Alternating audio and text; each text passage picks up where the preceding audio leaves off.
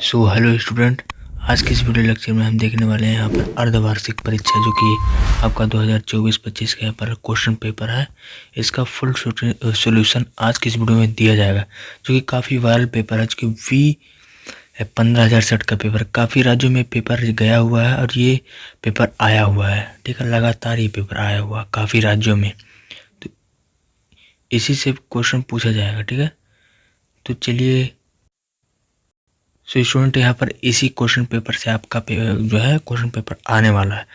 तो जो ये क्वेश्चन पेपर काफ़ी वायरल है, तो चलिए इस क्वेश्चन पेपर का फुल सॉल्यूशन आपको बताया जाएगा। तो अर्धवार्षिक परीक्षा 2024-25 का पेपर है। No drama no clip only text. चलिए देखिएगा, यहाँ पर ओनली आपको ट्रिक बताया जाएगा कैसे कैसे इस पेपर को सॉल्व करना। ठीक है, तो चलिए यहाँ पर वीडियो को स्टार्ट कर लेते हैं। यहाँ पर बहुविकल्पीय क्वेश्चन स्टार्ट कर लेते हैं इस वीडियो को। यहाँ पर सही विकल्प चुनकर उत्तर पुस्तिका में आपको लिखना है, डायरेक्ट उत्तर लिखना है, क्वेश्चन को नहीं लिखना। पहला क्वेश्चन है Na2CO3 के 0.2 m के विलयन के 500 मिली के लिए वांछित मात्रा क्या होगी। पहला 1.53 ग्राम, दूसरा 3.06 ग्राम, तीसरा 5.3 ग्राम, चौथा 10.6 ग्राम। कौन सा ऑप्शन आपका सही हो जाएगा? तो आपका जो ऑप्शन नंबर ए दिख रहा है, यहाँ पर करेक्ट ऑप्शन हो जाएगा। अगला क्वेश्चन, संरक्षण से बचने के लिए आयरन पर की जाने वाली सबसे टिकाऊ धातु प्लेटिंग होगी। तो आपका जो है option copper plating, tin plating, zinc plating, निकल प्लेटिंग। तो आपका जो सी वाला ऑप्शन दिख रहा है जिंक प्लेटिंग, ये आपका ऑप्शन करेक्ट हो जाएगा। अगला क्वेश्चन, ग नंबर का एक प्रथम कोटि की अभिक्रिया की अर्ध आयु 400 सेकंड है, इसका वेग स्थिरांक क्या हो जाएगा। वेग स्थिरांक जो आपका हो जाएगा इसमें, जो ये पहला ऑप्शन दिख रहा है आपका करेक्ट ऑप्शन होगा। चलिए अगला क्वेश्चन देखते हैं। निम्न में से कौन सा यौगिक प्रतिशीतक है। ठीक है, तो CO है, CaCl3 है, SiC है, CF2Cl2 है। तो ये आपका जो चौथा ऑप्शन दिख रहा है आपका करेक्ट ऑप्शन हो जाएगा। जो अगला क्वेश्चन देखते हैं, ईथर है। ईथर होते हैं, ईथर क्या होते हैं?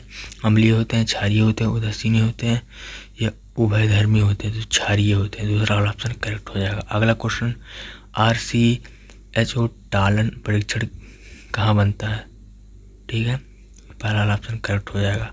चलिए अगला क्वेश्चन, यहाँ पर अति लघु उत्तरीय क्वेश्चन आ चुका है। तो चलिए इसका उत्तर आपको इस वीडियो में नहीं बताया जाएगा, क्योंकि आपको खुद से सेक्रीफाइस खुद से करना पड़ेगा, खुद से इस क्वेश्चन को सॉल्व करना पड़ेगा। तो आपको खुद से इस क्वेश्चन पेपर को सॉल्व करना पड़ेगा, खुद से सेक्रीफाइस करना पड़ेगा। ठीक है, तो चलिए यहाँ पर अति लघु उत्तरीय प्रश्न को देखते हैं और इसको आपको नोट करके लग लेना है।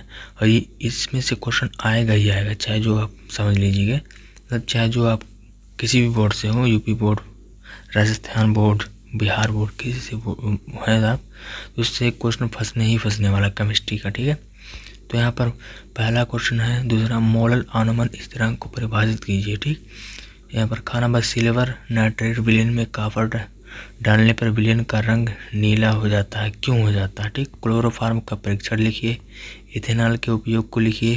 ठीक है, अगला क्वेश्चन, विद्युत अपघटन को फैराडे प्रथम नियम को समझाइए। विद्युत अपघटन क्या होता है, इसका फैराडे का प्रथम नियम समझाना है।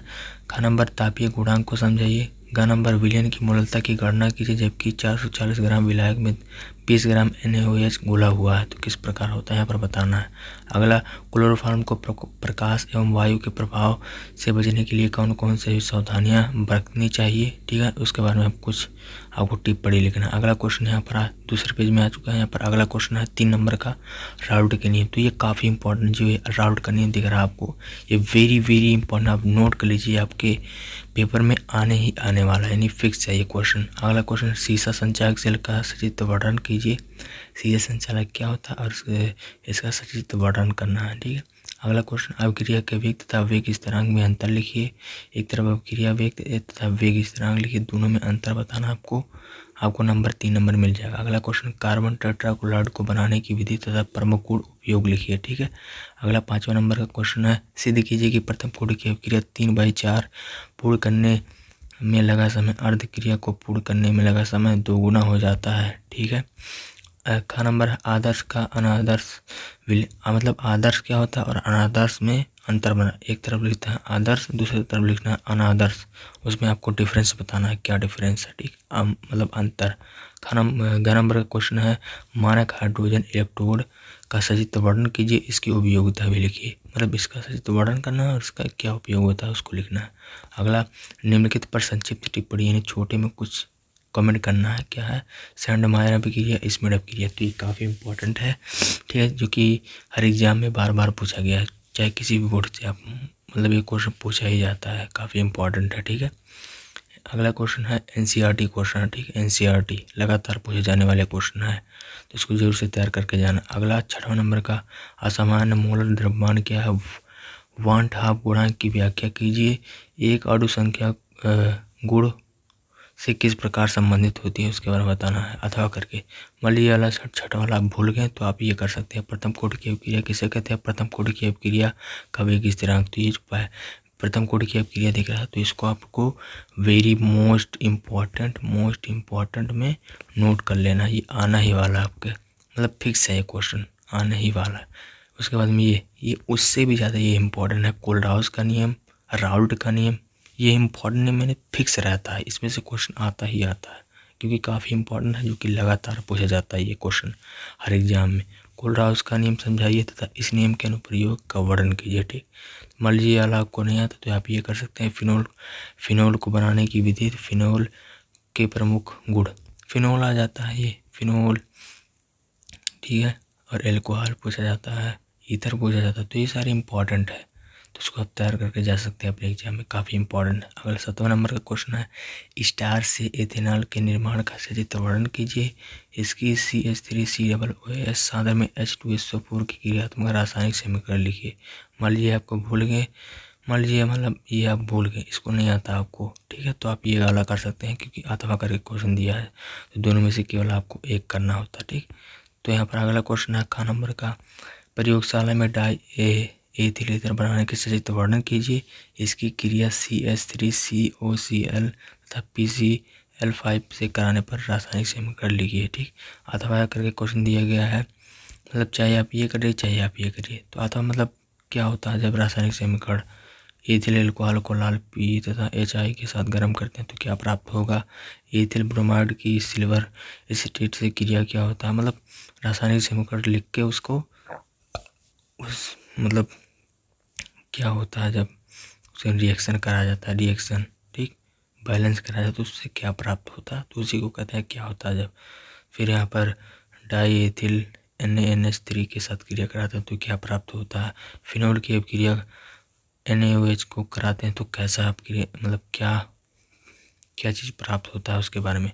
क्लोरोबेंजीन की क्रिया क्लोरल से कराते तो क्या प्राप्त होता है, ठीक है। तो यहाँ पर ये था हमारा केमिस्ट्री का पेपर क्लास 12 का, तो इसको आपको तैयार करके अपने बोर्ड एग्जाम में जाना, जो कि आपका बोर्ड एग्जाम का पेपर 24 फरवरी से स्टार्ट होने वाला है, ठीक है। तो उसी के बीच में आपका केमिस्ट्री का पेपर है, तो इसको तैयार करके जाना इस पेपर को, इसमें से 100% क्वेश्चन फंसने वाला है, ठीक है, यही नहीं आएगा क्वेश्चन पेपर, मतलब इसमें से 100% मैं गारंटी के साथ कहता हूँ क्वेश्चन फंसेगा ही फंसेगा, एक ना तो एक आग दो एक का दुक्का क्वेश्चन फंसेगा ही फंसेगा। तो इसको तैयार करके अपने बोर्ड एग्जाम में जाइए।